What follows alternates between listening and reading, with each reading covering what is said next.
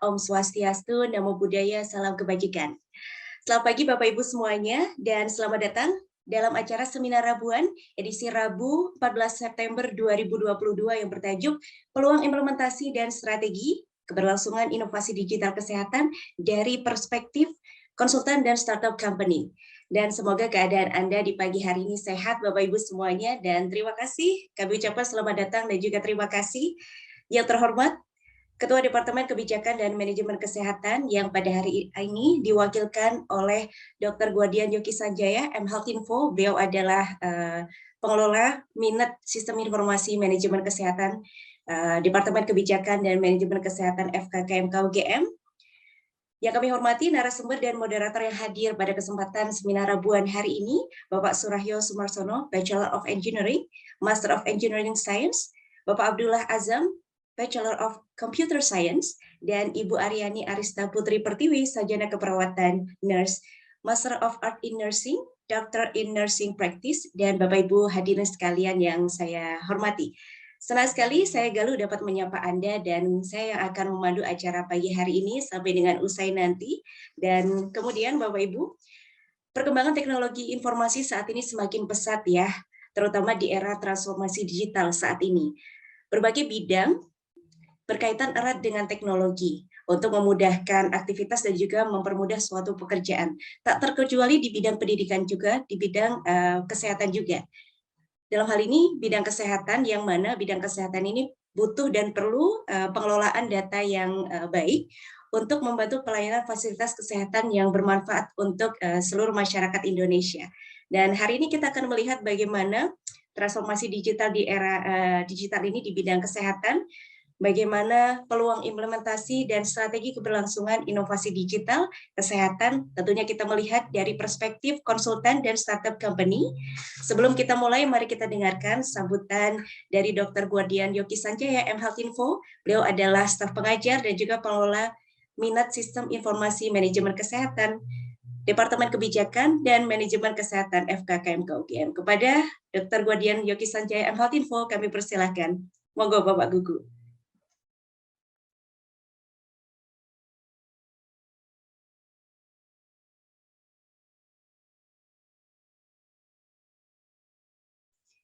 Pak Gugu, apakah bisa mendengar suara kami?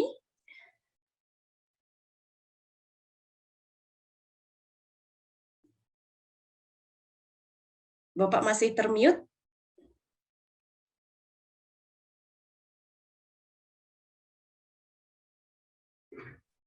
Ya, terima kasih. Ini panitianya mengunci supaya saya tidak bisa mengunmute speakersnya ya. Mohon maaf ya Mbak Galuh. Ya baik, terima kasih Mbak Galuh. Ini kayaknya Mbak Galuh warnanya juga merah nih sesuai dengan backgroundnya. Sayangnya saya backgroundnya terlambat jadi nggak sempat ganti background. Tetapi kasih sekali Bapak Ibu sekalian, Mbak Galuh dan narasumber ada Mbak Aryani, kemudian ada Pak Surahyo, Pak Azam yang sudah meluangkan waktu ya untuk nanti di seminar Rabuan ini dan sharing terkait dengan tantangan dan peluang untuk transformasi digital di Indonesia ya, atau mungkin ya setidaknya yang di lingkungan yang kecil. Nah, kita tahu bahwa transformasi digital itu cukup besar ya. Kalau kita lihat dari 1 tahun ke belakang itu banyak sekali kegiatan-kegiatan yang muncul ya, mulai dari adanya roadmap, terus kemudian ada renceranya Kemenkes diganti, kemudian ada launching Satu Sehat, launching BGSI, lalu ada regulasi rekam medis, ada regulasi Satu Data Kesehatan. Jadi sangat cepat sekali perkembangannya dalam 1 tahun terakhir. Dan tentunya ini akan memberikan peluang-peluang bahwa inovasi digital itu akan banyak diterapkan. Nggak tahu setelah adanya rekam medis regulasi itu keluar, regulasi rekam medis ini berapa banyak ya fasilitas kesehatan yang meminta dibantu untuk penerapan rekam medis elektronik. Nah, ini kan juga peluang dari ekosistem digital kita yang ada di Indonesia, termasuk startup company, terus kemudian konsultan yang itu punya peran yang penting di dalam transformasi digital.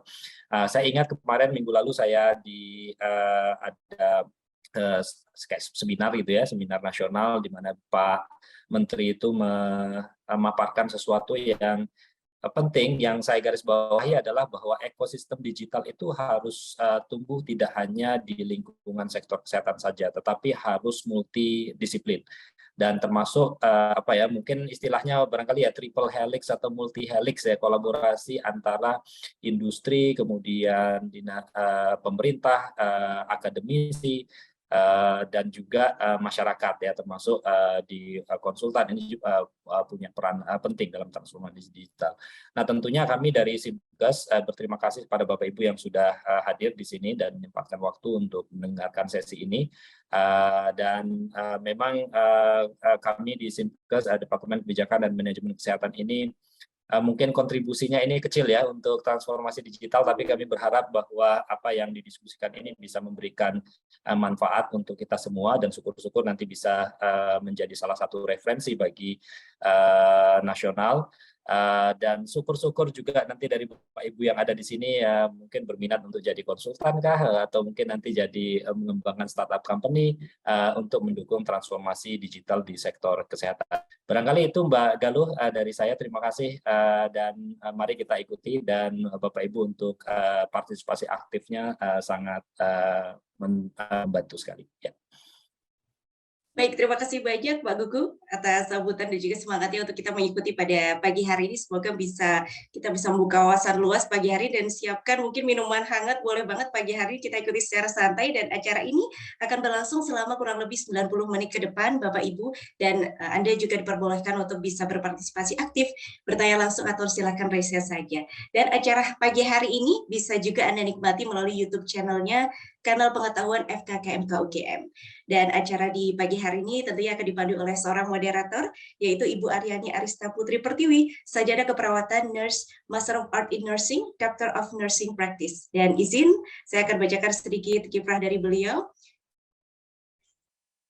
Ibu Aryani merupakan staf pengajar di Departemen Ilmu Keperawatan FKKMK UGM. Beliau menyelesaikan studi ilmu keperawatan di FKKMK UGM, lalu melanjutkan studi masternya di University of the Philippines, dan menuntaskan doktoralnya, Doctor of Nursing Practice, Major in Health System Leadership and Informatics di University of Illinois. Dan mari tidak usah berlama-lama, waktu saya berikan kepada Ibu Aryani. Silakan Ibu.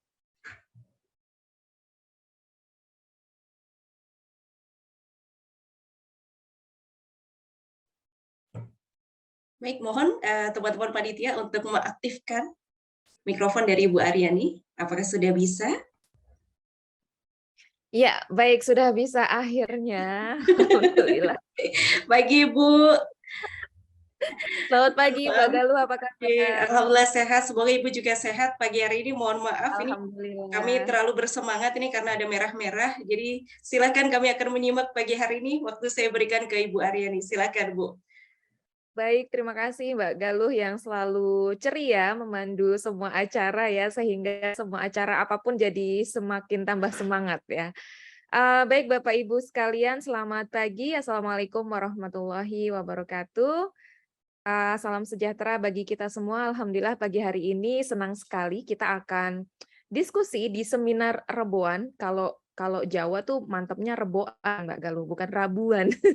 Reboan kita yang pagi hari ini sebenarnya spesial Mbak Galuh, teman-teman dan Bapak Ibu sekalian, bahwa sebenarnya seminar Rabuan pagi hari ini kita juga dalam rangka memfasilitasi teman-teman di kelas inovasi digital untuk sistem kesehatan. Jadi bagi Bapak Ibu, rekan-rekan sekalian yang hadir di seminar Rabuan kali ini, sebagai informasi bahwa seperti tadi disampaikan oleh Dr. Gugu, di minat Simkes kami di FKKMK ada mata kuliah elektif yang sangat menarik, paling tidak menurut mahasiswanya dan menurut saya, karena terbukti semua mahasiswa yang di minat Simkes semua ambil mata kuliah ini ya. Ditambah lagi ada tamu-tamu spesial yang kita datangkan, termasuk yang akan hadir pagi hari ini bersama kita semua, sudah hadir sebenarnya dan akan sharing bersama kita semua. Baik, rekan-rekan dan Bapak Ibu sekalian, pagi hari ini kita akan mendiskusikan terkait dengan digital entrepreneurship di kelas inovasi digital untuk sistem kesehatan. memang kami banyak bahas dan teman-teman mahasiswa di kelas membahas berbagai macam dari mulai basic sampai akhirnya akan membuat proyek inovasi digital untuk kesehatan. Nah, dengan adanya inovasi digital ini kemudian ke depan akan dibawa kemana inovasi-inovasi dari teman-teman mahasiswa dan mungkin tidak hanya tentunya mahasiswa yang ada di kelas ini, Bapak Ibu yang hadir di sini, sepertinya asumsi saya punya passion yang sama dan sekarang seperti tadi juga Dokter Gugu sudah sampaikan, trennya dan transformasi digital di negara kita sangat luar biasa progresnya dan kita semua berharap tentu menjadi hal yang baik untuk meningkatkan status kesehatan masyarakat kita. Baik, without further ado, pembicara kita yang pertama sudah hadir di tengah-tengah kita semua, yaitu Bapak Surahyo Sumarsono, Master of Engineering, Engineering of Science. Saya senang sekali ketemu beliau lagi. Kemarin kita juga satu event dan selalu tidak bosan ya belajar dari beliau. Jadi berikut ini adalah sedikit profil dari Bapak Surahyo Sumarsono yang panggilan akrabnya sering kami panggil sebagai Pak Yayo. Beliau saat ini adalah sebagai PhD student di University of Groningen di Belanda. Beliau ambilnya PhD student di Health Informatics, walaupun menurut pengakuan beliau dulu nggak terlalu di sini ya Pak ya, tapi sekarang jadi nggak terjerumus kalau itu negatif ya, mengarah ke Health Informatics, Telemedicine, dan mHealth.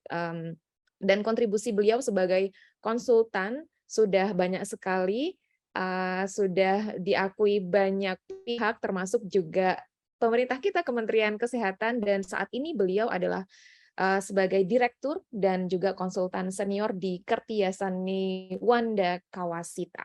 Baik, 20 menit ke depan Pak Yayo akan menyampaikan dulu paparannya terkait dengan peran konsultan nih, karena beliau adalah konsultan. Tadi disinggung oleh Dokter Gugu, mungkin teman-teman mahasiswa yang di kelas ini siapa tahu besok juga ingin jadi konsultan seperti Pak Yayo.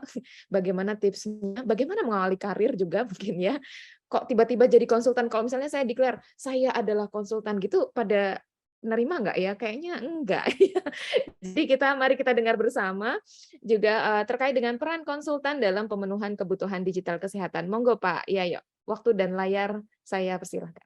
Terima kasih.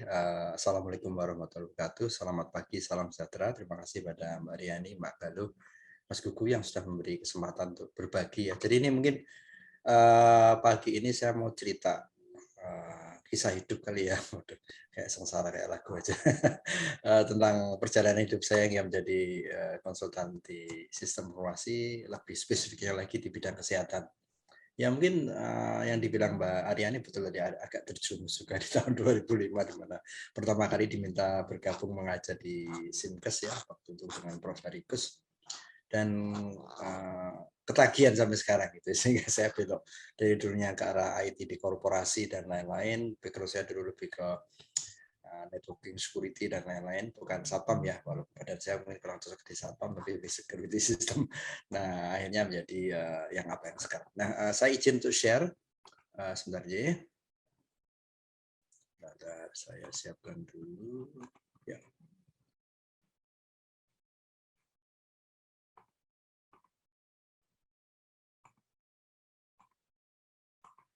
Apakah sudah terlihat? Saya coba pakai browser aja biar nanti bisa gampang untuk pindah ke web juga. Bisa ya? Iya, sudah terlihat Pak Yayo. Ya, baik. Suara saya juga cukup bersih kan? Masih jelas. Ya, pagi mungkin jaringannya masih oke. Jelas. Masih suaranya Pak Yayo yang terdengar. Ya, oke. Full screen bisa ya? Sudah ya? Yes. Terlihat? Oke, siap. Baik, saya mulai ya. Bismillah. Jadi Bapak Ibu Mas Mbak adik-adik semua, tentang apa yang akan kita bahas hari ini, saya diberi judul Digital Entrepreneurship, peran konsultan dalam pemenuhan kebutuhan digital kesehatan. Cuma nanti akan saya mulai dulu dari bukan sejarah sih, tentang kisah hidup saya dimulai dari bidang IT yang lebih general dulu. Mungkin ini sedikit CV saya gitu ya. Nama saya Surahyo, tadi disebut oleh Mbak Aryani, panggilannya adalah Yayo, Pak Yayo gitu ya. Lahir 24 Maret 53 tahun yang lalu di Purworejo, satu kota kecil sebelah barat Jogja ya, sebelahnya Iya kalau. Nah, kemudian mulai SMA pindah ke Jogja dulu dari kecil sampai SMP di Purworejo. Kemudian, nah ini sejarahnya juga unik. Saya dulu mantan PNS gitu ya. Dulu saya adalah anak buah Pak Habibie. Saya ikut program beliau di STMDP, Science and Technology Manpower Development, mengambil S1 di Jepang. Kemudian kami kerja di Puspitek Serpong sebagai peneliti. Ada waktu itu background saya lebih ke instrumentasi elektronik dan sistem gitu ya. Ya udah mulai. Saya belajar IT pertama kali di Jepang untuk ngoprek sistem operasi, mungkin pernah dengar DOS dan lain-lain waktu itu ya, dan hardware untuk PC, prosesor dan lain-lain segala macam hal. Kemudian melanjutkan S2 di Australia dan seterusnya. Nah, sampai sekarang masih wirawiri ke Groningen. Nah, di situ saya juga mulai tahun 2000 mengundurkan diri dari PNS, pindah ke Jogja, menjadi direktur di satu perusahaan IT untuk pelatihan dan konsultan, namanya Indisindo, kalau mungkin yang pernah familiar ya. Kemudian di tahun 2017 mendirikan Kertiasa Niwada Kawasita. Dan saya mengajar di kampus juga sebagai dosen tidak tetap, sebagai praktisi yang mengajar. Di awal mulanya malah di MM dulu, kemudian di MTI, Magister Teknologi Informasi 2021, kemudian 2025 diajak ke Simkes. Nah, disitulah saya mulai berkecimpung di bidang kesehatan. Kemudian juga saya saat ini juga mengajar di MM UNER. Nah, alhamdulillah bisa dipercaya mulai mengelola kegiatan konsultasi ini ke banyak lembaga bidang dari pemerintahan, dari rumah sakit, RSUD, kemudian naik sampai Kemenkes, kemudian yang lembaga internasional ke JICA, UNDP, IDB gitu ya, dan lain-lain. Nah, ini ada LinkedIn saya itu yang paling penting, karena dari LinkedIn itulah banyak pekerjaan internasional yang saya dapatkan. Jadi kita memang harus buat profil, buat portofolio yang bagus di internet, keberadaan kita di YouTube juga, sehingga nanti ada tawaran pekerjaan. Nah, oke. Konsultan gitu ya, kalau di bahasa Jawa, kalau orang Jogja sering bercanda-bercanda kalau kami grup konsultan bilang itu konsultan itu kongkonani sultan. Atau disuruh-suruh sama sultan, kayak itu bercanda. Ya memang dulu awalnya juga banyak pekerjaan yang di Pemkot Pemprov ya, tanda kutip yang nyuruh sultan walaupun tidak langsung ya, lewat Pak Bupati, oleh Pak Wali Kota dan lain-lain. Tapi intinya adalah, enggak tahu, ini saya juga baru tahu ada istilah baru namanya pakar runding. Ini malah saya baru, karena tadi pagi saya baru lihat di Wikipedia. Ya seorang yang punya keahlian gitu ya, jasa kemenasihatan, mohon maaf ya bahasa Indonesia Pak, itu kadang lucu juga ya, kepenasihatan, konsultasi dalam bidang keahlian tertentu, bisa akuntansi, pajak, lingkungan, biologi, hukum, dan lain-lain, termasuk bidang teknologi informasi, spesifik lagi mungkin di bidang sistem informasi kesehatan atau health informatik, digital health, apapun namanya. Nah, perbedaannya dengan yang ahli, seperti sekarang ada Pak Gugu, ada Bu Aryani, dan lain-lain yang seorang ahli juga, tapi beliau kan langsung kerja di dalam satu institusi gitu ya, sehingga menjadi pengajar dan lain-lain. Bisa juga jadi konsultan tentunya kalau disewa oleh pihak lain yang bukan dari UGM gitu ya. Nah, jadi memang kriteria atau definisinya seperti itu gitu ya, bukan pegawai yang menggunakan lainnya, tapi kita disewa untuk memberikan jasa, untuk memberikan konsultasi. Nah, memang lebih jujur mungkin lebih ringan daripada nanti yang pembicara berikut, misalnya membuat startup. Karena apa? Tanggung jawab kita adalah memberikan konsultasi. Artinya perkara dilaksanakan tidak, itu bukan urusan kita, yaitu kasarnya kita. Artinya bahwa ya betul-betul kita memberikan advice. Ya, monggo diikuti, kalau tidak ya sudah. Jadi kadang-kadang jujur dalam perjalanan 20 tahun lebih sebagai konsultan, kadang terenyuh juga karena masukan kami tidak dilaksanakan. Tapi ya nggak apa-apa ya, itu memang risiko. Gitu. Beda kalau nanti yang menjalankan perusahaan. Kebetulan saya pernah menjalani dua-duanya, menjalankan perusahaan yang betul-betul sebagai perusahaan IT seperti yang dari Indisindo ya, membuat jasa konsultan, membuat pelatihan, membuat software dan lain-lain. Tapi sekarang yang perusahaan baru ini adalah lebih ke full memang konsultasi. Jadi mungkin adik-adik nanti bisa melihat kenapa saya memilih ini, ada alasan tertentu gitu ya, yang nanti Anda juga harus cermati di situ juga gitu ya. Oke. Nah, kemudian kembali ke sistem informasi. Jadi kalau kita lihat memang ada 3 kelompok besar, kita ada people, proses, dan teknologi. Kalau memang betul-betul kita akan membangun katakanlah semacam digital startup atau apapun namanya, mungkin akan banyak menekuni di bagian paling bawah di teknologinya, ada software, hardware, jaringan, database gitu ya, aplikasi-aplikasi berbasis cloud, ya, IoT, big data, dan lain-lain. Atau Anda akan lebih menekuni di prosesnya, yaitu bagaimana memperbaiki bisnis proses, prosedur kerja dalam suatu organisasi, agak banyak melibatkan ke ilmu manajemen. Nah, ini yang banyak saya hormati, termasuk juga yang bagian atas people, yaitu memberikan pelatihan dan lain. Jadi 2 hal ini jujur di bidang jasa TI relatif tanda kutip kompetitornya lebih sedikit dibanding yang bawah itu sudah jenuh banget. Jadi kalau memang tidak betul-betul punya keunikan dan backup finansial yang bagus, hati-hati. Nanti kan saya lihatin video terakhir saya yang tidak saya cantumkan di presentasi, akan seperti apa, karena kami pernah mengalami sendiri. Saya 10 tahun lebih mengelola satu perusahaan yang betul-betul profit oriented, yang menjual produk yang memang cukup tanda kutip melelahkan, kecuali mungkin Anda punya stamina bagus. Ini mungkin buat ancang-ancang di awal ya, kenapa nanti akhirnya saya memilih ke sini. Nah, artinya ini dulu awal saya mulai dari betul-betul seorang di bawah tadi teknologi. Saya dulu menekuni sangat serius untuk misalnya ya, selain saya mengelola perusahaan IT ini, Indixindo Jogja ini juga untuk pelatihan, untuk jasa konsultan, bikin produk juga berupa software. Saya pribadi juga menekuni, kan kita nggak boleh kan ya, makanya kalau Anda mau jadi konsultan atau menggas startup, Anda harus fokus. Nggak mungkin kita belajar semua. Jadi sering bercandaan juga kalau orang IT itu kasihannya kalau di kantor, apalagi yang staff bawah gitu ya, sering disuruh-suruh betulin handphone, betulin remote AC, betulin remote TV. Itu kan bukan kerjaan orang IT, itu ya teknisi ya. Tapi dianggapnya semua tahu, padahal enggak ya. Nah, kalau mau serius di bidang IT ya harus fokus. Dulu 10 tahun pertama saya berkarir di bidang IT ya fokus di networking and security, jadi di ilmu jaringan, kalau pernah dengar namanya Cisco. Jadi dulu kita juga harus punya sertifikasi yang betul-betul diakui secara internasional, karena pekerjaan kita juga tidak hanya di Indonesia, bisa juga mungkin nanti. Saya waktu itu pernah mengajar di Korea, di Singapura, di Malaysia, dengan keahlian saya sebagai profesional IT di bidang jaringan dan security. Jadi kita harus punya sertifikasi internasional. Misalnya di bidang saya dulu ada Cisco Network Professional, Security Specialist, ada yang mungkin dengan Microsoft ya, Microsoft Developer, ada yang mungkin Database Developer di Oracle. Nah, itu memang harus betul-betul kita asah betul sehingga ya akan diakui. Jadi kalau kita mau bicara apapun sebagai seorang konsultan atau beri jasa masukan pada satu organisasi, mereka akan respect karena kita memang punya keahlian itu teruji, ada secara legalnya didukung oleh satu bukti berupa sertifikasi, ya seperti Anda juga uji jasa gitu ya. Dan bahkan mungkin kalau jujur kalau di perusahaan-perusahaan besar itu mencari orang yang memang ahli IT, mereka kadang malah tidak melirik ijazah kesarjanaannya, mereka mencari seperti ini karena itu yang memang proven gitu yang ini 10 tahun pertama saya banyak situ, kemudian menjadi konsultan di Telkom, membantu jaringan untuk PT Budapara Utama, Universitas Satya Wacana. Jadi kita sering dipanggil ke sana kemari, terutama untuk perusahaan-perusahaan yang di bidang jaringan ya, seperti Telkom dan lain-lain, untuk menjadi konsultan memberikan solusi dalam mengelola sistem informasi kaitannya dengan jaringan dan keamanannya. Nah, itu dimulai saya dulu. Nah, dalam perjalanannya saya melihat wah ini kok mulai banyak juga yang sudah menekuni dan sudah mulai seabrek-abrek, apalagi di Indonesia kan juga minat IT waktu itu sangat booming sekali. Saya ngajar di MT itu melihat, bahkan kalau jujur waktu ngajar di MTI itu sering kaget S2 MTI ya di Elektro UGM. S1-nya tuh yang background-nya informatika hanya seperempatnya, 25%, sisanya ada yang tahu dari hukum, kedokteran, sarjana teknik sipil, dan mereka bisa belajar IT juga. Wah, ini kalau nggak pinter memilih celah ya, orang lulusan IT pun bakal terlindas oleh seorang sarjana kedokteran yang memang senang banget IT dan memang punya bakat untuk coding segala macam, jadi malah kalah gitu ya. Jadi nah ini yang juga harus dicermati nanti pada waktu Anda memilih satu profesi yang betul, cermati strength and weakness-nya di mana.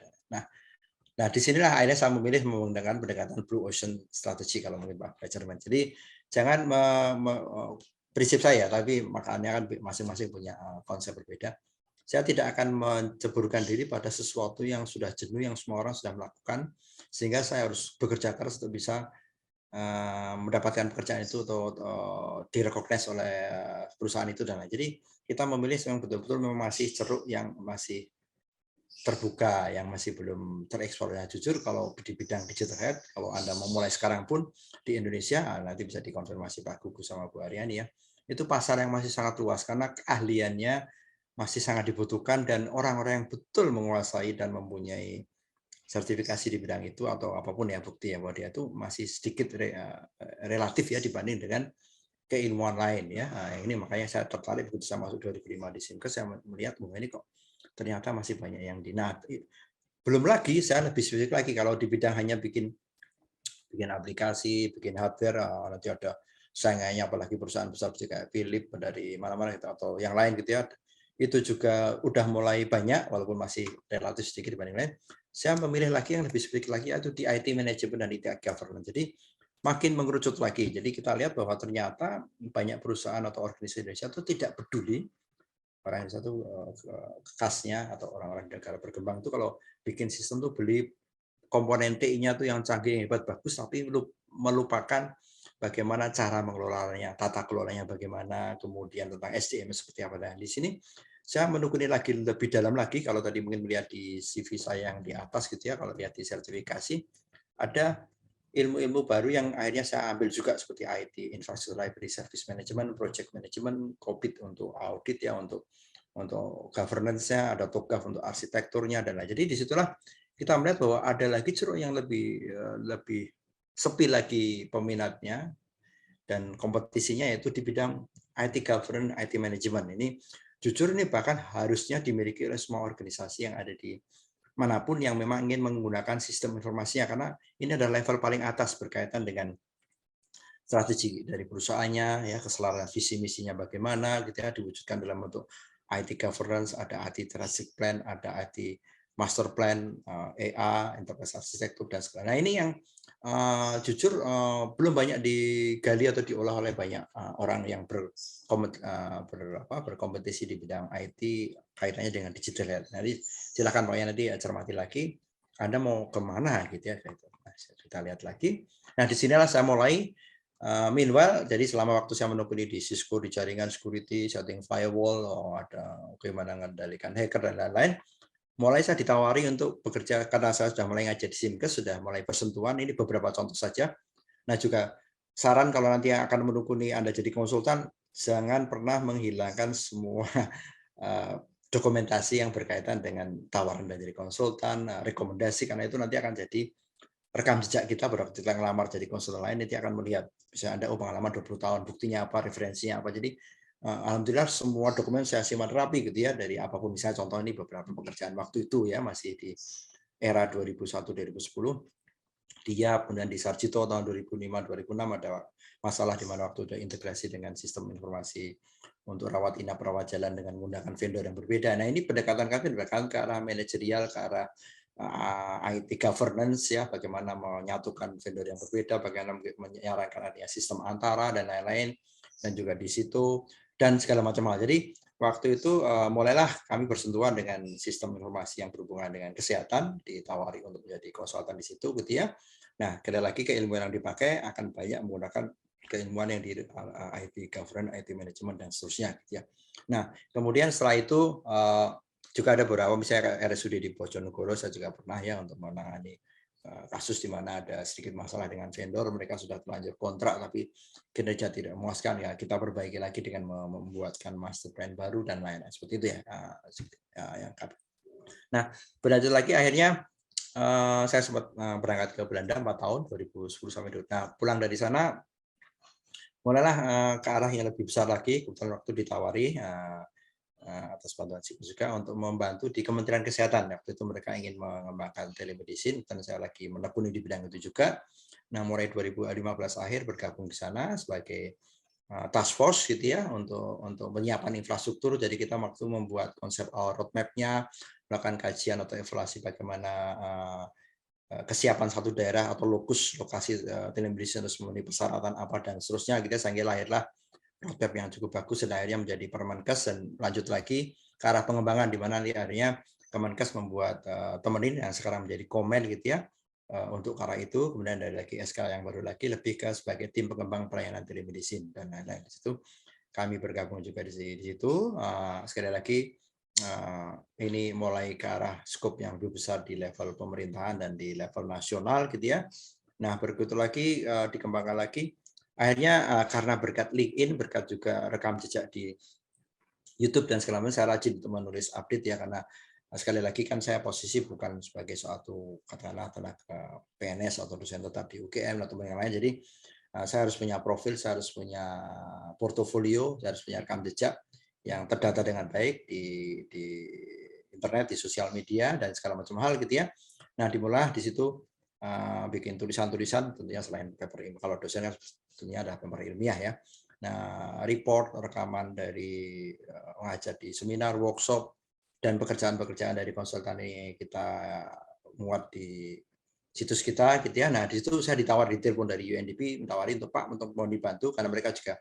Nah, kebanyakan juga lembaga internasional ya tidak selalu, kebanyakan mencari yang bukan PNS ya. Jadi kalau ada yang mau menekuni satu bidang, banyak lembaga internasional butuh satu orang yang punya keahlian khusus untuk menjadi konsultan yang tidak terikat pada government karena mereka harus objektif, tidak melanggar aturan tertentu dan segala macam hal.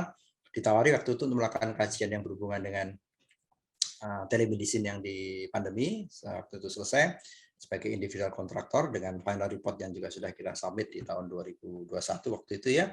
Berlanjut lagi di tahun berikutnya lagi ditawari lagi dari UNDP untuk pekerjaan lain. Kaitannya juga kebetulan mereka di hire oleh Kemenkes. Waktu itu Kemenkes juga sudah punya DTO yang membangun blueprint. Kami dari tim UNDP juga dibantu memberikan masukan-masukan tentang pengembangan blueprint tersebut gitu ya. Dari sisi banyak hal ya, sebenarnya ini job desk-nya panjang sekali gitu ya, mulai dari tentunya telemedicine juga dan apapun yang berkaitan dengan isu-isu dari digital health yang bisa diberikan kontribusi pada Kementerian Kesehatan waktu itu. Nah, kalau dua pertama tadi saya adalah memang di dalam Kemenkes, kalau di sini saya sebagai konsultan UNDP yang ditempatkan di Kemenkes gitu ya. Di dua proyek yang berbeda ini selesai, kemudian berlanjut ke arah lebih ke menuju persiapan dari blueprint atau roadmap-nya strategi transformasi digital tadi dijelaskan oleh Pak Gugu.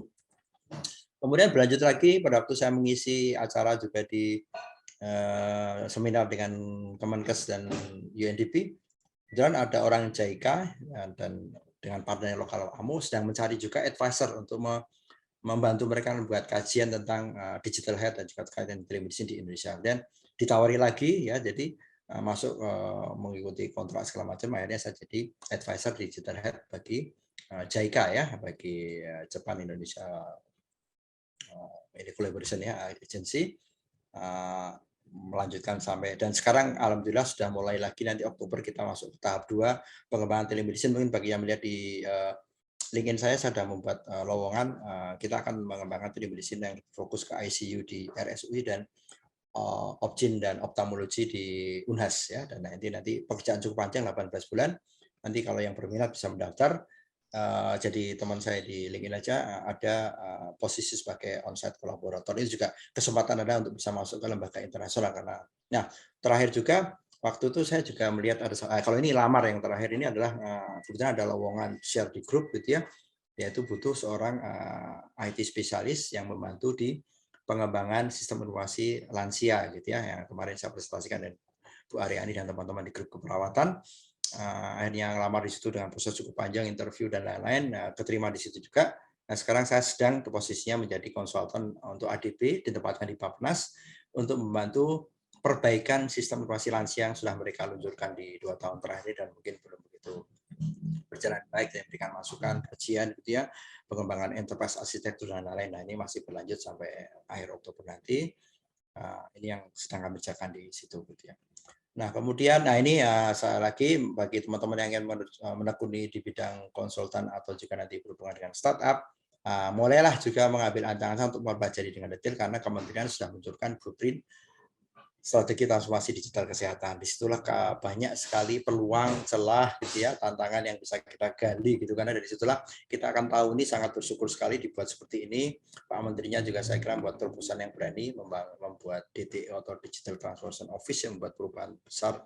Walaupun ini juga kadang harus kita kelola dengan baik karena bisa jadi friksi internal juga, karena kan di dalam juga sudah ada Pusdatin dan tim internal yang mempunyai banyak kegiatan. Tiba-tiba ada satu kantor baru, direkrut anak-anak muda dengan keahlian IT segala macam hal dengan model kontrak yang kayaknya lebih bebas, lebih santai dan lain-lain. Itu juga nanti ke depan harus dikelola, kalau enggak nanti di 2004 bisa jadi berhenti. Tapi ini satu awalan yang sangat bagus, mereka sudah punya pandangan bagus bagaimana arah transformasi digital di bidang kesehatan akan dilakukan. Dibuatkan platform, ada kelompok cluster untuk sistem yang berhubungan dengan citizen masyarakat, yang berhubungan antar institusi dan lain-lain. Jadi monggo cermati dengan baik karena di situ ada peluang banyak sekali yang bisa kita gali gitu ya. Ada 6 pilar yang bisa dicermati mau ke arah fokus mana. Jadi sekali lagi jangan tanda bahasa gaulnya jangan kemaruk. Anda harus fokus mau ke arah mana, mau ke arah transformasi di SDM kesehatannya. Why not ya? Banyak juga yang bikin startup untuk membuat pelatihan-pelatihan bagi dokter-dokter, bagi nakes-nakes, perawat, bidan yang bisa lebih meningkatkan literasi digital. Banyak ini, saya juga beberapa kali diminta untuk bergabung, nggak ada waktu ya.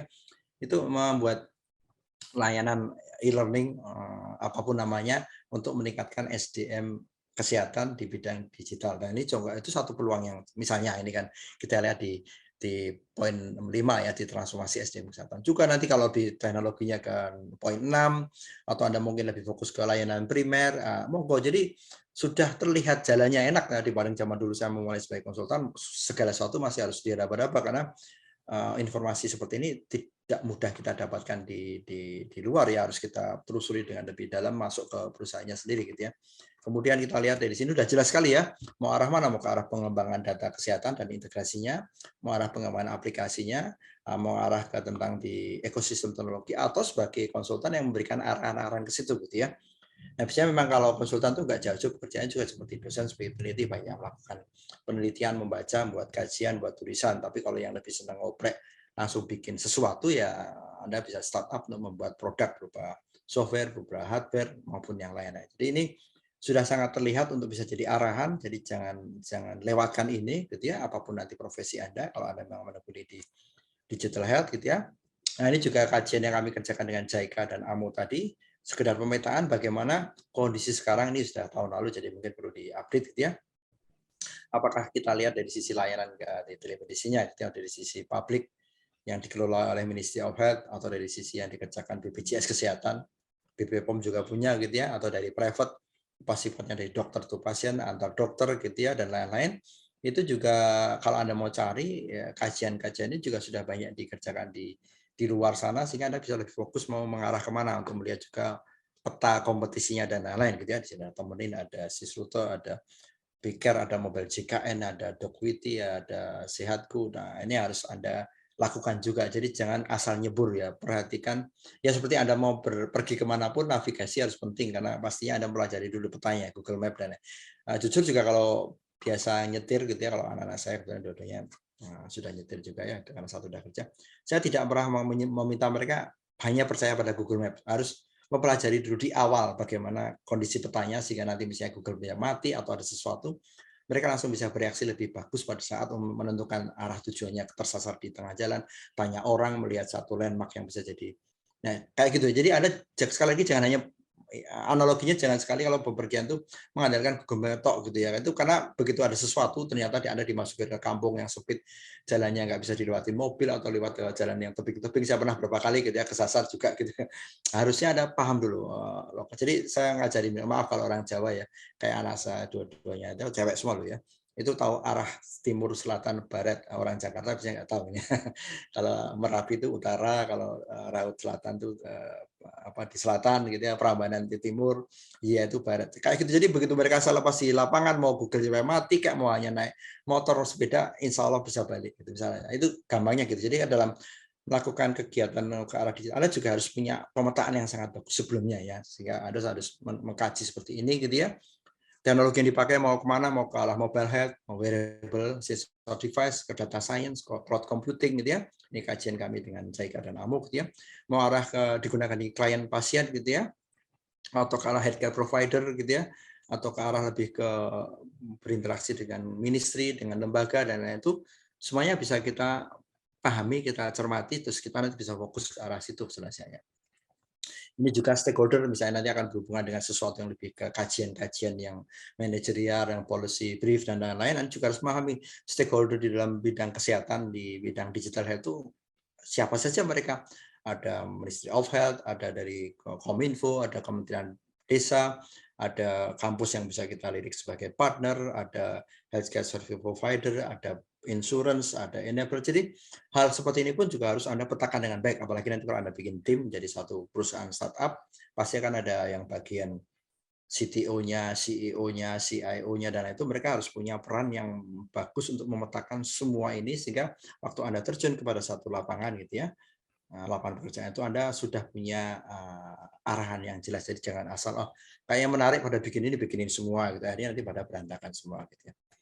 Nah, ini juga penting, salah satunya juga dokumen dari WHO itu mereka punya namanya Digital Information Management Guide, DIIG. Bisa di-download di internet gratis ya, dimasukkan keywordnya, ini materi juga dasar. Ini bisa membantu bagi yang mulai menekuni di digital health dan belum begitu paham seperti apa petanya. Salah buku ini akan jadi referensi. referensi yang bagus bagaimana kita mengintegrasi digital intervensi digital di dalam program-program kesehatan. Nanti akan diajari bagaimana membuat step-stepnya, prosesnya seperti apa, dokumen apa yang perlu dilengkapi, dan itu menurut saya cukup lengkap, jadi tanda kutip buku panduan yang cukup menarik untuk diaju gitu ya, kalau Anda yang terjun di bidang digital health. Termasuk jika nanti ada, saya lupa mencantumkan, ada yang misalnya kayak taksonomi dari digital health, WHO juga punya, nanti dimasukkan keyword taksonomi. Nah, oke. Jadi, kembali lagi kalau Anda ingin jadi konsultan ataupun apa, bangunlah, mulailah portofolio atau profil, tapi jangan bluffing ya.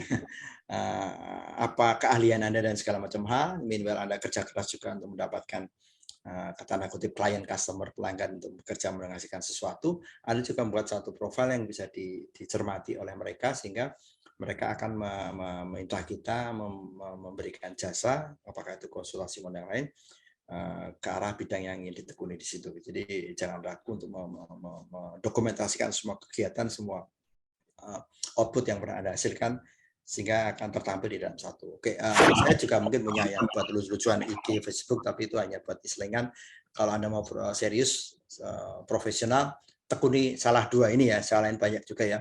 Anda punya profil di LinkedIn yang bagus, Anda punya dokumentasi kegiatan semua di YouTube misalnya, dan terserah siapa aja, tapi yang penting, karena nanti banyak juga orang headhunter yang mencari secara online di internet untuk mencari siapa kita dan menawarkan pekerjaan tertentu. Jadi pekerjaan di luar juga masih banyak lagi yang mungkin belum saya tulis itu. Oke. Nah, ini dari saya yang ingin saya sampaikan, moga-moga pas 20. Tapi sebelumnya saya minta izin sebentar. Ada satu yang ingin saya tampilkan. Ini terutama kaitannya dengan apa? Lebih dari 1 menit ya, Pak Yayo. Boleh. Ya, berapa menit? Nggak lebih dari 1 menit mudah-mudahan Oke, ya. ya, baik ya, nggak sampai. Ini hanya video pendek saja sebentar. Ini saya harus nutupin mana ya? Saya kecilin dulu sebentar. Masih kelihatan screen share-nya? Masih ya? Yang kelihatan masih browsernya. Masih. Oh, iya, baik. Dan ini kalau mau saya thank you.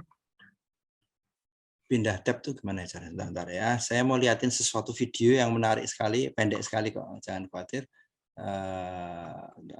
Oke. Nah, ini bisa sedikit.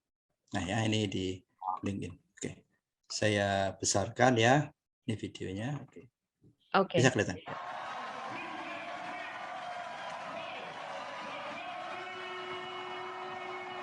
Kelihatan ya?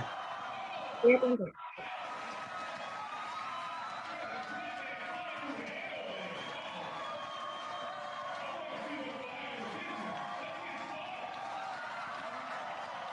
Yang biasa sering diagungkan.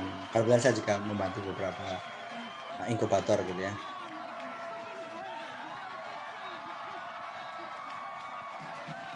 Ya, mereka punya bisnis plan, punya inkubator, punya growth hacking, apapun ya, punya canggih, lengkap sekali gitu ya.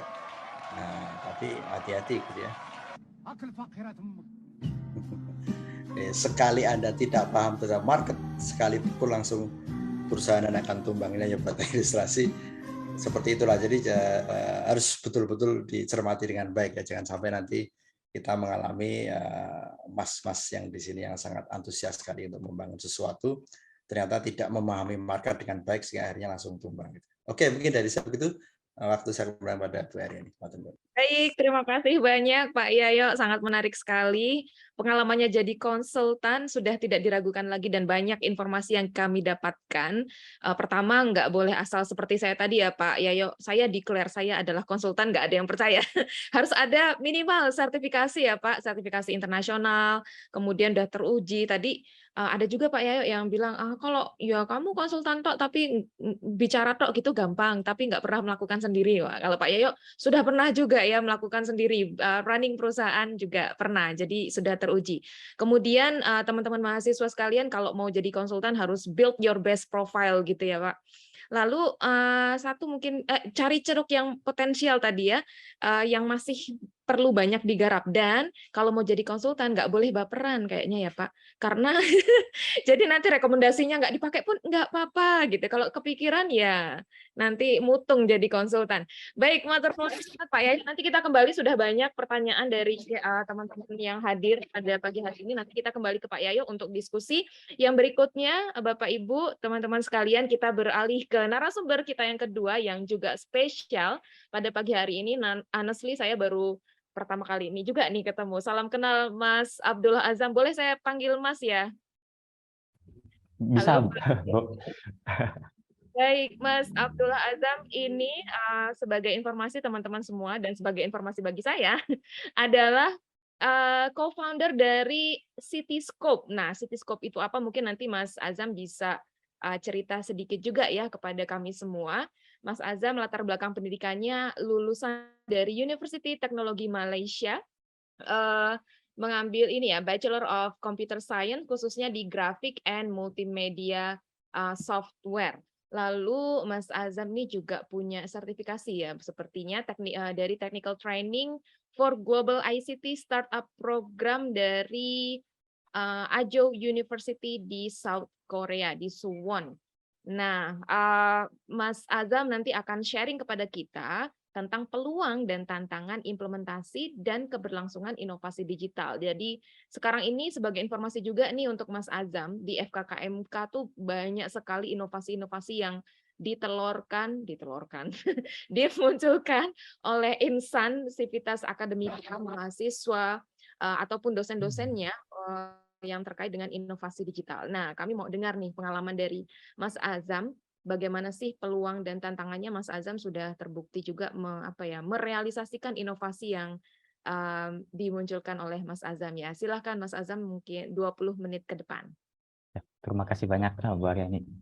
Izin bisa ditolong di-share presentasi saya dari panitia? Iya. Oke, terima kasih semuanya. Assalamualaikum warahmatullahi wabarakatuh. Selamat pagi dan salam sejahtera. Di sini saya ingin fokus kepada peluang dan tantangan implementasi dan keberlangsungan inovasi digitalnya ya. Karena tadi dari report dan lain-lainnya, bagaimana cara memilihnya, fokusnya mau kemana, itu sudah dijelaskan oleh Pak Yahyo tadi.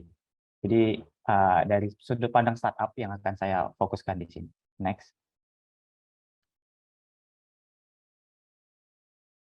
Ya, sedikit perkenalan. Belum ada CV yang sertifikasi yang cukup komprehensif ya, Bapak Ibu. Jadi nama saya Abdullah Azam, biasa dipanggil Azam. Sekarang itu saya menjabat sebagai Chief Technology Officer di Cityscope. Sebelumnya mengenai inovasi digital juga pernah ada pengalaman di Institut Jantung Negara Malaysia. Itu saya sebagai karyawan magang dari UTM, dari kampus, untuk migrasi data rekam medis, dari data rekam medis yang sebelumnya disimpan di database biasa jadi ke cloud, dan di situ kita migrasi untuk SIM-RS-nya. Pengalaman di inovasi digital juga ada pernah di Petronas bersama teman-teman dari teknik engineer-nya langsung, field engineer Petronas, untuk inovasi digital, untuk bikin reporting dari field engineer. Dan sekarang itu saya fokusnya di Chief Technology Officer di Cityscope. Dan next, di Cityscope ini,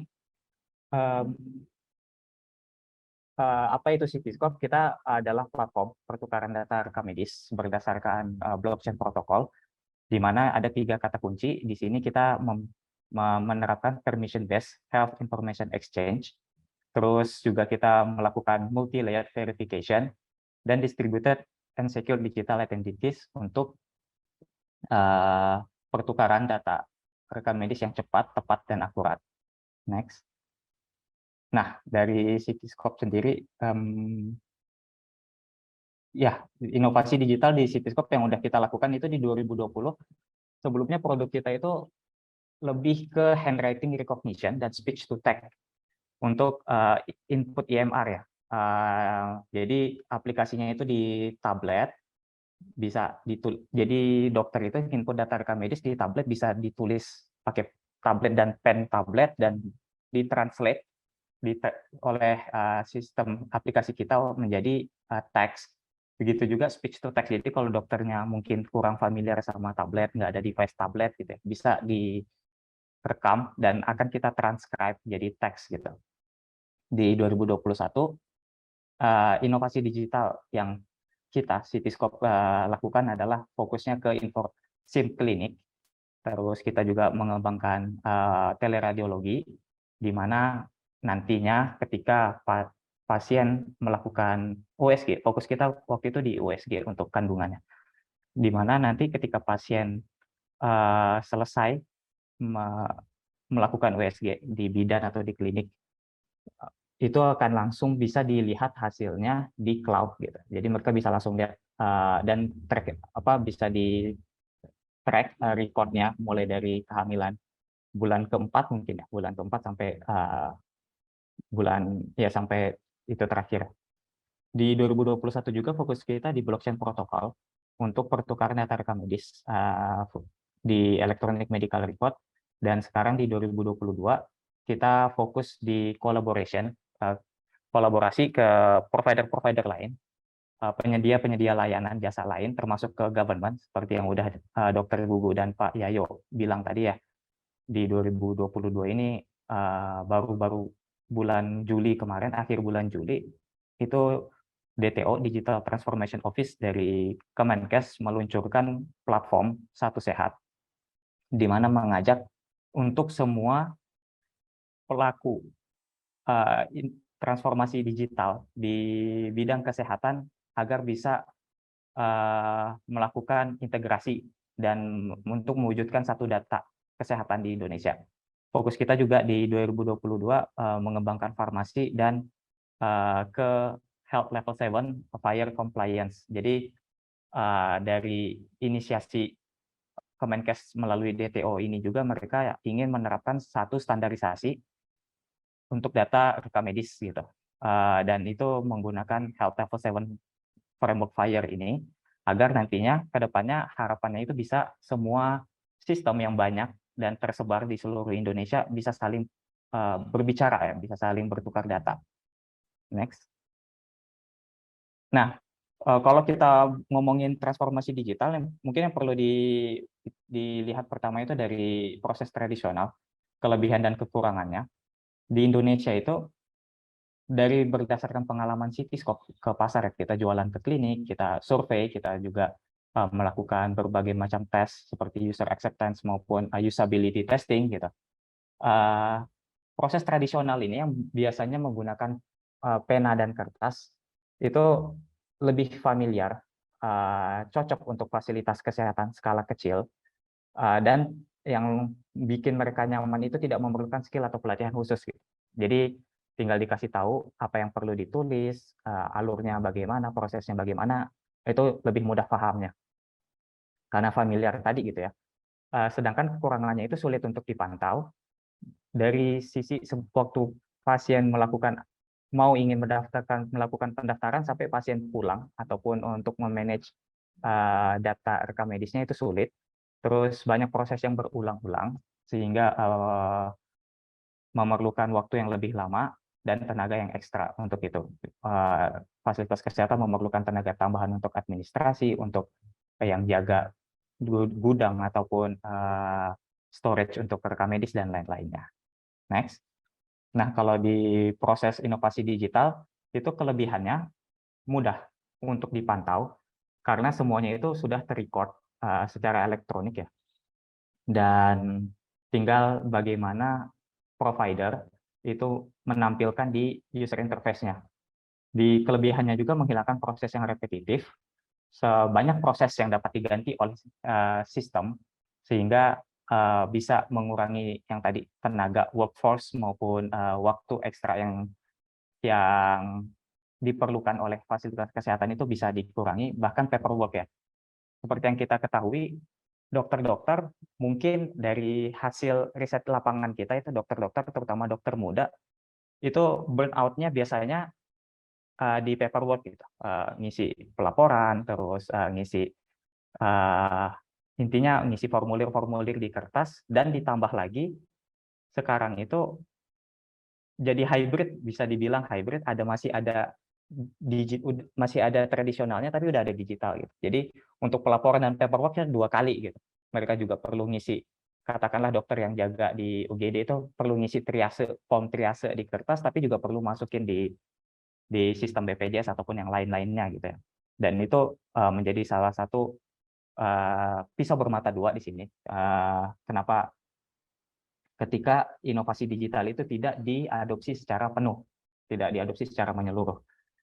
Kelebihan inovasi digital juga dapat diintegrasikan antar sistem. Jadi poin kedua di mana menghilangkan proses yang repetitif itu tadi bisa lebih kerasa manfaatnya ketika ada integrasi antar sistem itu ya. Pendaftaran dari fasilitas kesehatan 1 ke fasilitas kesehatan 2, jangankan dari Vaskes 1 ke Vaskes 2, dari departemen antar Vaskes saja, dari antar departemen di dalam satu Vaskes saja itu bisa dihilangkan ya, proses repetitif, baik dari sisi administrasi maupun yang lain-lainnya. Dan juga ini inovasi digital cocok untuk fasilitas yang ingin berkembang, berkembang dalam artian mereka ingin memperluas baik secara vertikal maupun horizontal, menambah poli ataupun membuka cabang baru dan lain-lainnya. Ketika mereka udah mengadopsi inovasi digital itu akan jauh lebih mudah dibandingkan tetap menggunakan yang tradisional. Sedangkan kekurangannya itu yang paling banyak kerasa ketika Cityscope turun ke pasar itu adalah yang banyak yang belum terbiasa. Karena banyak yang belum terbiasa, jadi resistensi untuk mengadopsi inovasi digital itu sulit kalau nggak dipaksa oleh satu regulasi. Itu biasanya mereka cenderung menolak gitu ya. Apakah itu dari owner kliniknya maupun dari regulator seperti Dinas Kesehatan maupun Kementerian Kesehatan itu sendiri. Kenapa banyak yang belum terbiasa? Karena ini memerlukan skill dan pelatihan yang khusus. Yang biasanya udah diajarin dari SD pegang pena gitu, nulis di kertas, ini harus megang mouse dan keyboard, terus ngetik, terus nyari tombol mana yang harus ditekan. Itu user interface dari sistem itu juga sangat berpengaruh kepada tingkat adopsi dan kecepatan untuk terbiasa, familiar untuk menggunakan sistem itu sendiri. Dan kekurangan yang selanjutnya adalah dari sisi pengembang sistem sebagai pelaku inovasi digital, itu banyaknya sistem yang dikembangkan mempersulit kita untuk melakukan integrasi satu sama lain. Untuk input rujukan ada Sysrute, untuk input data pasien di FKTP ada Pcare, untuk di FKTL itu nanti ada Vclaim dan lain-lain. Itu dan sedangkan antara sistem itu satu dan lainnya belum bisa, kebanyakannya belum bisa terintegrasi. Jadi itu menjadi kekurangan yang lumayan menjadi hambatan bagi Cityscope ya, ketika ditanya ini udah bridging BPJS belum gitu. Kalau belum bridging BPJS atau yang kayak tadi Sysrute, kita nggak mau pakai dulu deh, karena nanti ujung-ujungnya inputnya 3 kali, tulis di kertas, nyatet di Cityscope, dan juga di Pcare tadi. Next. Nah, menurut kebijakan pemerintah itu seperti yang Pak Yahya bilang tadi ada 6 layanan untuk 6 pilar untuk transformasi digital di bidang kesehatan itu yang ingin kita fokuskan, terutama Cityscope itu yang ingin saya fokuskan di seminar ini adalah di teknologi kesehatannya. Next, peluangnya itu dari implementasi inovasi digital ada khususnya di poin ke-6 tadi, itu ada platform. Kita bisa mengembangkan platform berbasis layanan dan proses bisnis, ataupun kita bisa menciptakan satu arsitektur yang terstandarisasi sehingga platform-platform yang udah ada bisa menggunakan arsitektur kita maupun layanan kita agar bisa berbicara satu sama lain. Lalu kita bisa mengembangkan kolaborasi sistem antar pelaku industri kesehatan seperti yang dibilang tadi ya. Mungkin dari mata kuliah ini bisa banyak menciptakan pelaku-pelaku inovasi digital di bidang kesehatan, dan ini perlu dicatat sebelum memikirkan ide itu sendiri, ini perlu dicatat karena bisa dibilang nggak ada ide yang beneran unik gitu. Oh ini belum pernah ada yang mikirin sebelumnya nih gitu. Itu dari pengalaman kita ya, itu pasti udah ada yang pikirin, cuman belum ada yang berhasil aja gitu. Nah, untuk itu gimana kolaborasi dari ekosistem ini perlu difikirkan, bisa melalui Open API maupun microservice, ataupun ya keterpaduan melalui kemudahan layanan dan informasi yang terintegrasi. Next. Nah, kebutuhan di fasilitas kesehatan itu sendiri itu sangat banyak ya. Di sini kita bagi di dalam dua, core system dan supporting system. Core system itu kita bagi dua lagi. Yang pertama fokus kepada memperbaiki kualitas layanan dan pengalaman pasien lebih baik, dimulai dari pasien mau daftar sampai pasien itu pulang. Sini ada farmasi, penjualan, terus rekam medis, pendaftaran, antrian, medical check-up, rawat inap, operasi, rawat jalan, radiologi, gawat darurat, laboratorium, logistik, dan e-resep. Nah, ini core system ini tidak semestinya dikembangkan oleh satu pihak gitu. Seperti yang saya bilang tadi, ini bisa dikembangkan oleh berbagai macam pihak. Katakanlah untuk antrian itu dikembangkan oleh salah satu provider lain dan rekam medis oleh provider yang lain. Asalkan tadi udah kita mindsetnya udah integrated ya, udah bisa saling terintegrasi, itu nggak ada masalah ke depannya gitu.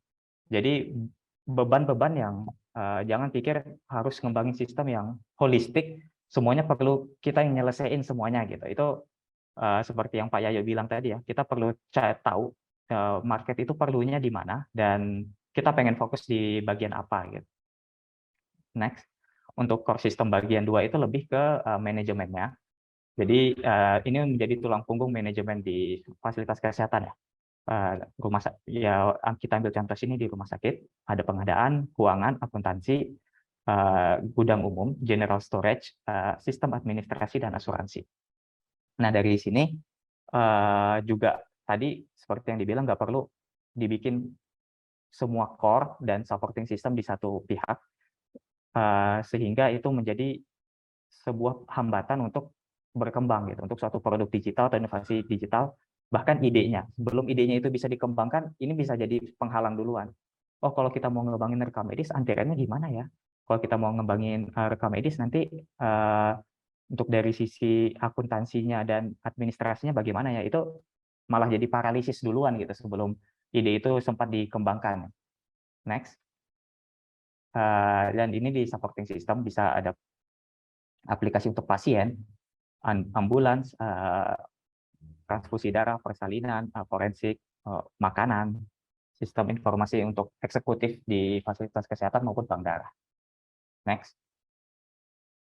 Ya, dari profil pasar Indonesia, ini kita ambil dari Kemenkes RI 2020, tahun 2020, terdapat sekitar 2.985 rumah sakit, dan 21.000 lebih klinik, ada 45.000 farmasi, dokter dan pasien yang akan terus berkembang.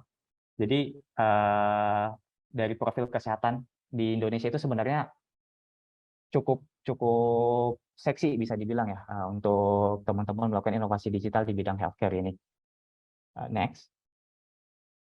Sedangkan untuk tren pertumbuhan startup di Indonesia itu di tahun 2007 itu ada 35, sedangkan di 2021 itu ada 2.347 startup yang berkembang di Indonesia. Kita menjadi nomor 5 ya. Nomor 5 jumlah startup paling banyak di dunia. Dan itu bisa jadi sesuatu yang perlu bisa dibanggakan, bisa jadi sesuatu yang patut dicurigain gitu ya. Ini banyak kok yang kelihatan yang muncul ke permukaan nggak terlalu banyak. Kenapa nih? Ada apa nih? Nanti akan kita bahas di tantangan. Pertumbuhan dan peluang dan tantangan itu perlu sama-sama kita analisis sebelum melakukan inovasi di bidang startup ini. Next. Di healthcare sendiri, menurut data berdasarkan StartUs Insight di Januari 2022, ada dengan total 3.622 startup kesehatan yang dianalisis, itu ada 10 bagian: AI, IoT, telemedicine, big data, deep tech, mobile health, 3D printing, blockchain, cloud computing, dan genomics ya. Genomics ya agak menarik di genomics ini karena di Indonesia belum ada, tapi di Amerika itu udah banyak banget. Jadi di tahun 2005 sampai 2007 harga kit untuk tes DNA sendiri gitu ya, itu dijual di pasar itu harganya $999 per kit gitu. Sedangkan di tahun 2022 sekarang udah $99 gitu. Udah $100 dah. Dari 2005 ke 2022 itu harganya udah jauh banget karena kompetisi dan trennya ternyata tinggi di luar gitu ya. Mereka untuk DNA, tes DNA dan lain-lainnya itu kitnya mudah didapatkan di sana. Bahkan di Malaysia aja untuk tes PCR gitu ya, untuk COVID itu bisa dilakukan mandiri di rumah. Jadi kita tinggal beli kitnya, kita colok hidungnya sendiri, terus kita tes, terus kita foto, laporkan ke pihak dinas kesehatan di sana, lalu bisa dicatat di peduli lindunginya sana lah gitu. Kalau kita kan di Indonesia masih perlu datang ke klinik langsung gitu ya. Kalau di luar negeri itu udah bisa mandiri. Next. Nah, dari tantangan dulu. Tantangannya ini saya bagi menjadi dua, internal dan eksternal. Tantangan internal pertama itu ide yang belum tervalidasi. Seperti yang dibilang sama Pak Yayo tadi, ketika ide dan dikembangkan ini, oh udah bagus nih, gitu. Kita idenya belum ada yang pikirin sama sekali nih, kita bikin sistem inovasi, kita bikin inovasi yang pertama di Indonesia gitu. Tapi nggak divalidasi dengan baik dan benar gitu, dengan metode yang baik dan benar, itu menjadi salah satu alasan kegagalan juga ya. Next-nya komposisi tim yang kurang lengkap dan harmonis. Kalau dari pelatihan startup yang saya dapatin itu minimal 3 ya komposisi yang perlu ada dalam satu tim. Itu hacker, hustler, sama untuk yang desainnya gitu. Jadi ada yang ngodingnya, ada yang ngehack solusinya. Gimana caranya problem tadi bisa diselesaikan dengan solusi. Ada hustler, orang yang berusaha untuk memasarkan solusi ya, dan mencari celah untuk mempromosikan solusi mereka ke pasar, dan ada yang untuk ngedesainnya gitu, gimana caranya produk tadi itu bisa didesain dengan baik dan benar sehingga diterima dengan baik di pasar. Tantangan selanjutnya adalah pengembangan produk tanpa memperhatikan tren dan pasar. Ini menjadi salah satu alasan utama kenapa inovasi digital khususnya di startup digital itu gagal ya. Jadi mereka nggak ngelihat tren dan pasar. Kalau tiba-tiba mereka mau bikin katakanlah sesuatu yang tidak mengikuti tren, ya sudah tentu banyak yang nggak mau memasarkannya, susah, yang mau pakai ataupun mau beli juga nggak banyak gitu. Karena apalagi di Indonesia itu kan sangat mengikuti tren ya. Kenapa influencer itu bisa dibayar mahal? Karena mereka menciptakan tren. Baju-baju, model-model baju, ataupun model-model fashion yang sebelumnya kita nggak tahu, bahkan menurut kita norak gitu, bisa jadi itu yang menjadi tren karena influencer itu tadi, dan banyak yang beli gitu. Yang selanjutnya adalah manajemen yang belum matang. Mungkin di sini perlu peran dari konsultan gitu ya, seperti yang Pak Yahyo bilang. Manajemen ini karena startup biasanya teman-teman baru lulus kuliah kayak saya gitu ya, langsung bikin startup tanpa pelatihan, tanpa mentor yang untuk manajemen yang baik dan benar gitu, itu bisa jadi salah satu alasan gagal. Next. Nah, tentang ide tadi, kurangnya riset untuk memvalidasi ide menjadi salah satu alasan utama kegagalan inovasi. Untuk tim yang tidak kompeten menyumbang 23% dalam kegagalan perusahaan inovasi digital. Ada 42% perusahaan inovasi digital gagal karena tidak bisa membaca tren dan keperluan pasar, serta kegagalan juga dipengaruhi oleh pengambilan keputusan, kepemimpinan, dan manajemen sumber daya yang jelek. Nah ini lanjutan dari yang tadi aja, bisa kita next untuk ke solusinya. Untuk masalah solusi di internal ini, dari ide itu tadi kita bisa bergerak cepat dan menggunakan metode yang tepat untuk validasi ide gitu. Jadi kalau kita bicara tentang startup, kita nggak bisa kayak seperti perusahaan-perusahaan enterprise yang udah gede gitu ya, yang klien-kliennya Pak Yayo tadi, itu kita nggak bisa kayak gitu. Karena kita perlu cepat nih, ada satu ide, kita bikin prototipe-nya, kita tes ke pasar, valid nggak? Kalau nggak valid, kita tinggalin, kita bikin kita coba iterasi berikutnya gitu ya. Untuk tim, itu kita harus melakukan background checking, legal, dan selalu komunikasi sesama tim. Ya, background checking itu bukan hanya sekedar, oh kita udah temenan udah lama nih sama dia nih. Saya udah temenan lama sama dia, jadi bisa saya ajak dia sebagai partner saya gitu. Itu belum cukup gitu. Kita perlu melakukan background checking yang komprehensif.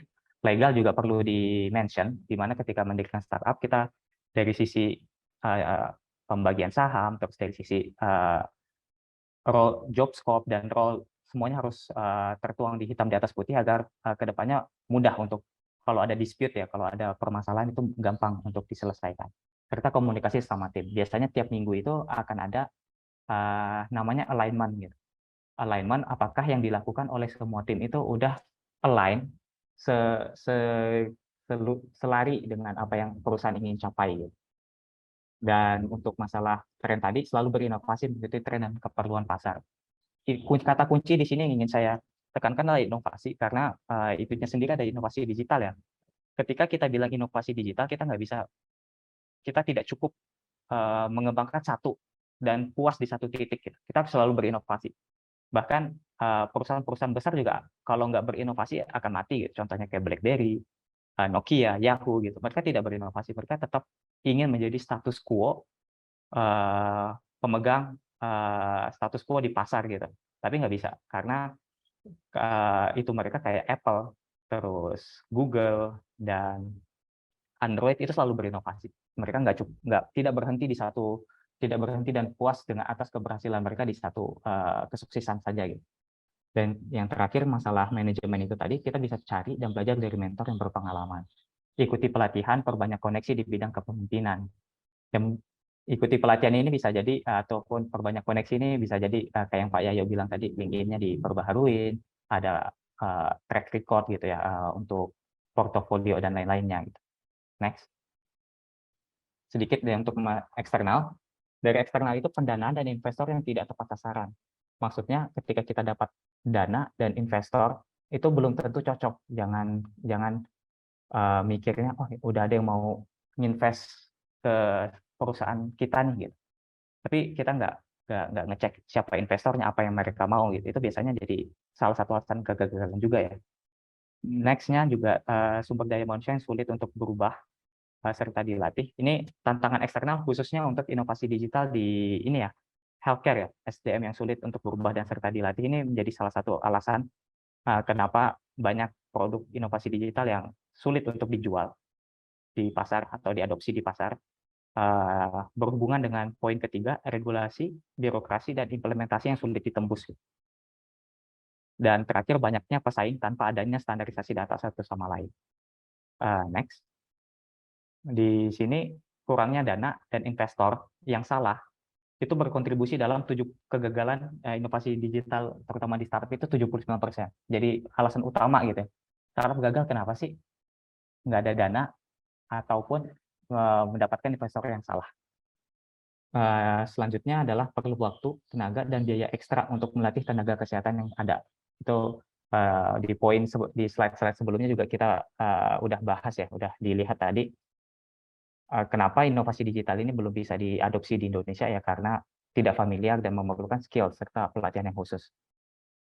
Dan poin ketiga, transformasi digital belum menjadi prioritas fasilitas kesehatan. Fokus vaskes saya di sini adalah di rumah sakit ya. Anggaran untuk ini hanya lebih kurang dari 3% per tahun. Jadi anggaran untuk transformasi digital di rumah sakit itu kurang dari 3% per tahun. Jadi sulit. Kita punya solusi ketika kita mau jualin ke rumah sakit, ya salah satu hambatannya itu tadi. Ini belum menjadi prioritas, kita nggak ada dana, dan ya sulit untuk melatih SDM yang udah ada. Yang terakhir, terdapat lebih dari 50 aplikasi atau sistem informasi yang digunakan. Sebagian besar tidak bisa interoperable dengan SIM RS yang sudah ada. Bagaimana solusinya? Next. Mas Azam, 1 menit lagi ya maksimal. Ya, siap Bu. Nah, ini solusinya terakhir. Slide terakhir, next. Ya, ya ini bisa dibaca, intinya adalah ketika kita perlu menemukan model bisnis yang sustain, kelola keuangan dengan cermat, dan temukan investor yang tepat gitu, sesuai dengan solusi dan tim yang udah ada. Terus selanjutnya adalah simplifikasi alur dan proses sistem digital. Adakan pelatihan dan demo secara intensif ke teman-teman tenaga kesehatan di lapangan agar bisa menerima solusi kita dengan mudah dan menggunakannya. Ikut andil menjadi pionir dalam inovasi digital kesehatan, aktif dalam komunitas bisnis, pendidikan, dan subject matter expert-nya. Ini untuk memperlancar penjualan ya, agar tidak banyak birokrasi tadi bisa ditembus. Serta yang terakhir, ikut standar nasional maupun internasional, desain sistem informasi sefleksibel mungkin agar dapat diintegrasikan ke dalam sistem eksternal.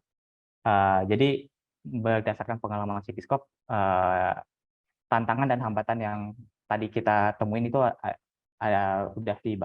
udah saya paparkan, dan solusi yang sedang kita coba dan sudah kita coba itu juga beberapanya udah kita coba dan valid, yang beberapanya lagi kita coba nih, belum tentu benar atau enggak, tapi ya karena di sini lebih ke sharing aja, jadi itu yang bisa saya sampaikan. Terima kasih. Saya kembalikan ke Bu Aryani. Baik, terima kasih banyak Mas Azam, sharingnya sangat menarik ya, terutama untuk startup-nya Mas Azam nih, Citiskop sekarang. Tapi tadi belum terlalu ini ya diceritain profilnya Citiskop, tapi skopnya Citiskop, skopnya skop pergerakan Citiskop bisa kami pahami. Saya kira jadi bergerak di ini ya, mengembangkan sistem informasi EMR, electronic medical record di farmasi, dan itu ya tadi banyak hal. Dan yang menarik, dan ada juga nih peserta yang udah tanya terkait dengan speech to text gitu. Ya, nanti kita kembali lagi nih, kita sekarang memasuki sesi diskusi ya Pak Yayo dan Mas Azam, waktunya tinggal dikit sekali. Tadi saya udah minta izin sama panitia, aduh boleh nggak extend gitu, karena menarik nih dan akan banyak diskusinya. Saya mencatat sudah ada 8 pertanyaan, tetapi ya kita coba satu persatu. Dari mudah-mudahan nanti bisa terjawab semua di waktu yang kurang lebih tinggal 10 menit ini. Jadi ke Pak Yayo dulu kali ya. Pak Yayo masih di sana, udah minum-minum kopi biasanya Pak Yayo sambil bubur ayam apa-apa gitu. Tongseng kambing belum. Oh lah, favoritnya mesti tongseng kambing. Baik, Pak Yayo, ini yang beberapa ya saya langsung sampaikan aja tadi pertanyaan kritik dari Dokter Gugu nih. Kalau konsultan dari lembaga-lembaga besar pasti bahasa Inggris. Beginner payu nggak ya, laku nggak ya. Kemudian dari Mbak Alfi, tips memilih fokus kalau mau jadi konsultan seperti apa? Terus tips untuk mengenal, menggali potensi diri. Monggo. Pertama tentang bahasa Inggris, sebenarnya ada banyak pekerjaan secara kebetulan karena pandemi, malah banyak pekerjaan secara konsultan secara online itu tidak banyak membutuhkan kemampuan untuk berkomunikasi secara aktif dalam bentuk conversation. Jadi bahasa Inggris pas-pasan, tapi kalau punya asisten yang bagus ya nggak apa-apa Mas. Artinya nanti kan yang penting laporannya bagus, kita presentasinya pendek-pendek dan kadang broken Inggris ya, pengalaman gitu. Saya juga bahasa Inggrisnya nggak bagus ya. Kedua, betul. Ditanya sertifikat TOEFL-nya ya Pak ya? Nggak pernah ada. Mereka percaya aja gitu ya. Tahu yang penting kan laporan akhirnya dalam klaim nanti kan pakai aplikasi juga.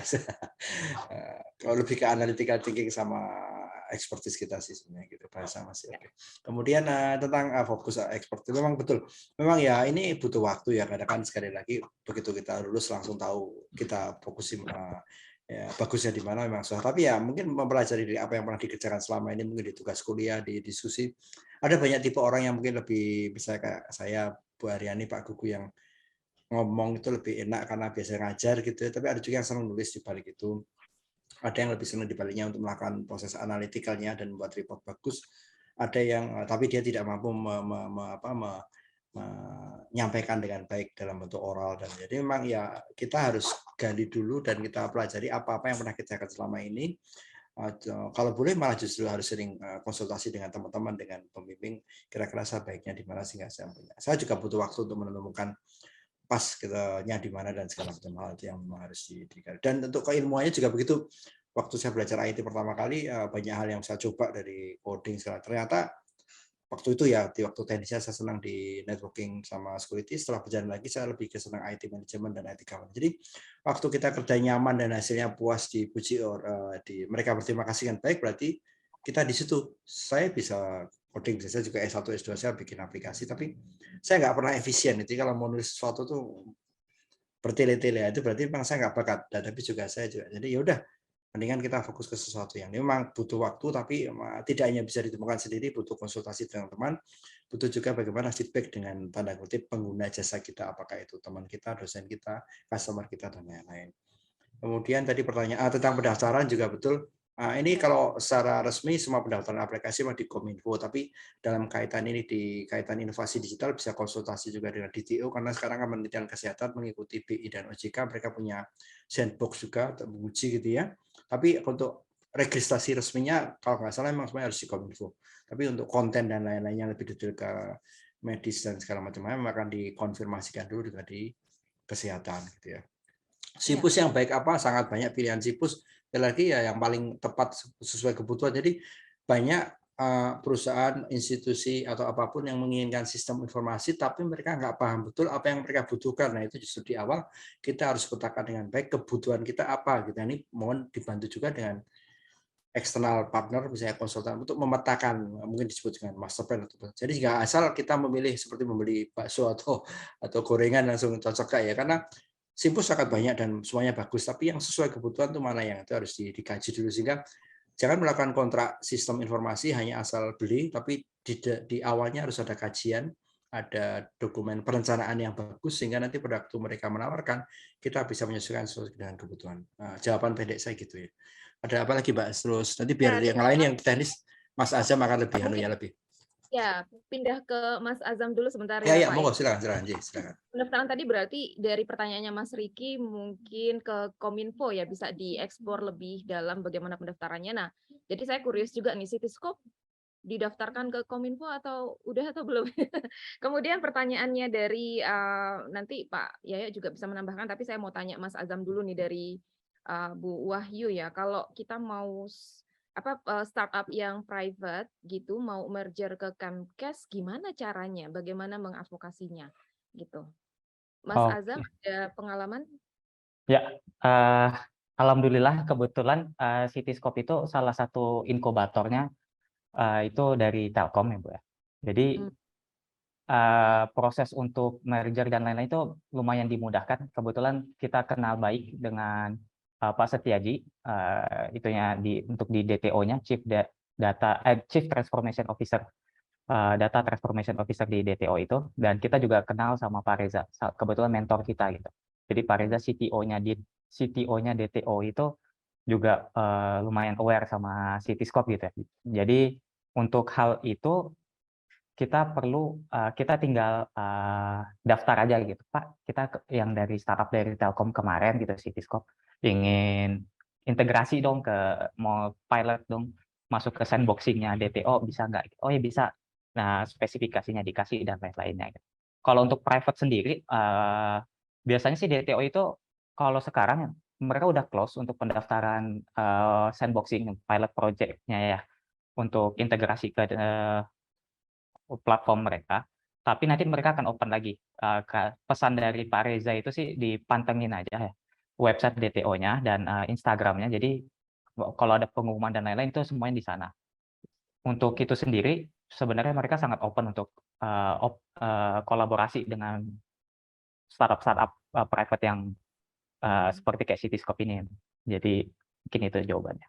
Ya, terima kasih Mas Azam. Jadi memang sepertinya kita perlu bersyukur ya Pak Yayo, beberapa waktu yang lalu kita juga ada di satu forum FGD untuk yang launching sandbox itu, bahwa Kementerian Kesehatan kita sekarang saya kira open sekali dengan masyarakat ya yang punya startup, ayo gabung di sandbox regulation ini supaya bisa diuji gitu ya, bisa diterapkan. Nah, nanti tadi ada pesan dari Mas Azam juga, dipantengin aja, nanti akan dibuka lagi. Cuma tinggal bagaimana ini ya, mungkin menurut saya maintain startup-nya sendiri nih, karena tadi ada tantangan internal eksternal yang juga Iya, saya benar.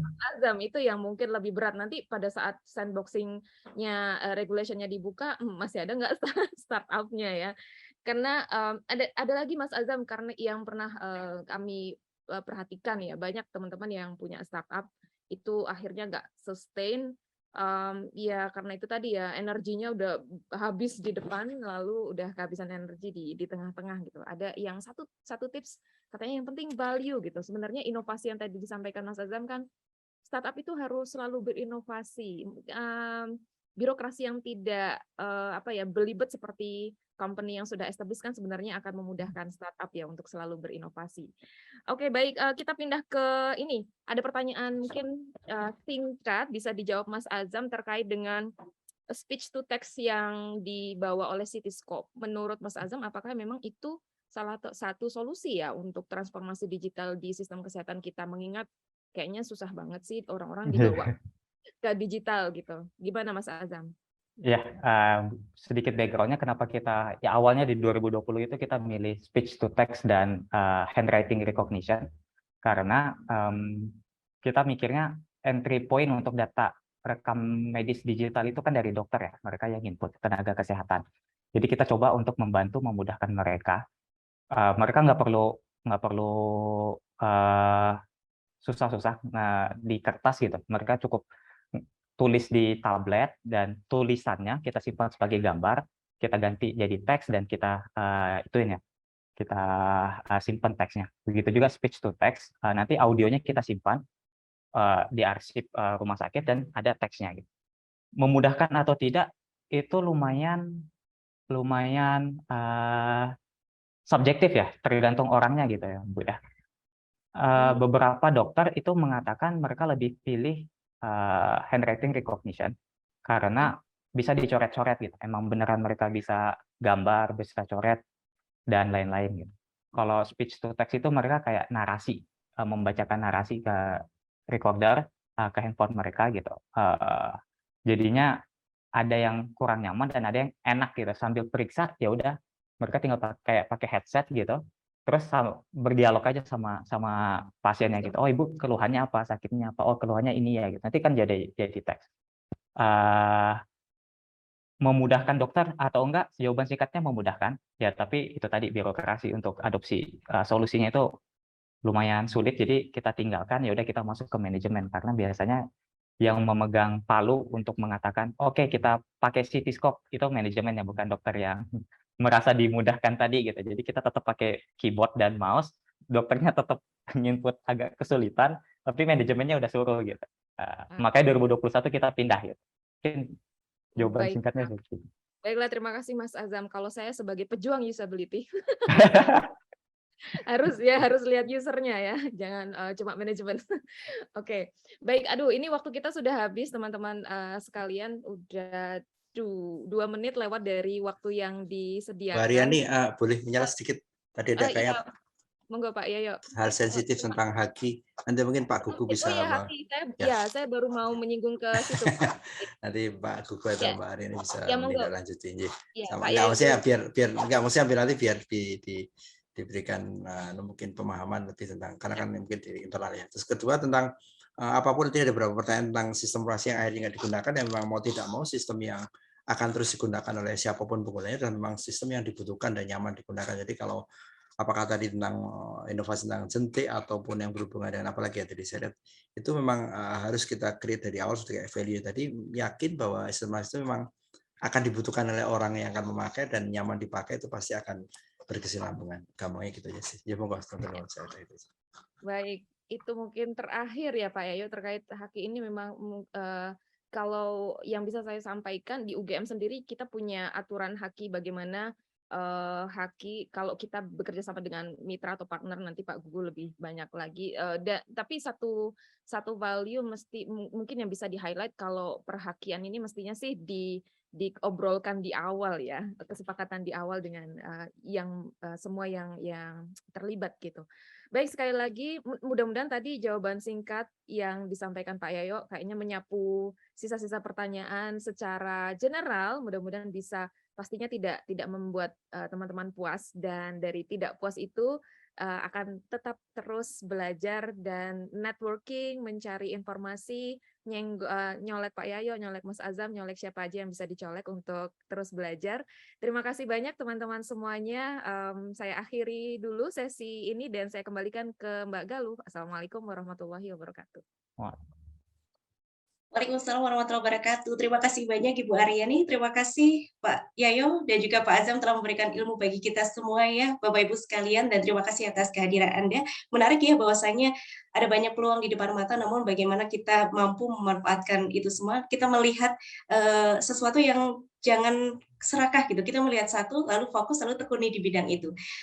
Tentunya acara hari ini akan membuat kita merenungi dan semoga bisa menentukan nih, kira-kira kita mengambil bidang yang mana untuk kita bisa tekuni. Terima kasih atas kebersamaan Anda, Bapak Ibu sekalian. Terima kasih banyak Pak Yayo, Pak Azam, dan juga Pak Gugu. Bu Aryani, sehat-sehat selalu. Dan untuk menutup perjumpaan kita di hari ini, mari kita akan akhiri dengan sesi foto bersama. Mohon izin Bapak Ibu untuk bisa menyalakan kameranya dan menyiapkan senyum terbaiknya tentunya. Iya. Oke, teman-teman panitia akan sudah siap meng-capture kebersamaan kita di hari ini dalam seminar Rabuan. Saya hitung 1, 2, 3. Oke, sekali lagi 1, 2, 3. Baik, terima kasih banyak atas kebersamaan Anda dalam seminar Rabuan edisi hari ini. Kita nantikan edisi selanjutnya dalam seminar Rabuan. Dan terima kasih mewakili panitia, kami mohon maaf atas kesalahan pada saat acara berlangsung. Dan bisa Anda saksikan kembali dalam YouTube channel Kanal Pengetahuan FKKMK UGM. Saya Galuh pamit undur diri. Wassalamualaikum warahmatullahi wabarakatuh. Waalaikumsalam. Salam sehat. Terima kasih. Terima kasih banyak. Pak Azam. Ya, izin Galuh pamit, semuanya. Dr. Gugu, Ya, Mbak sampai Galuh, lagi. Bu Aryani. Assalamualaikum.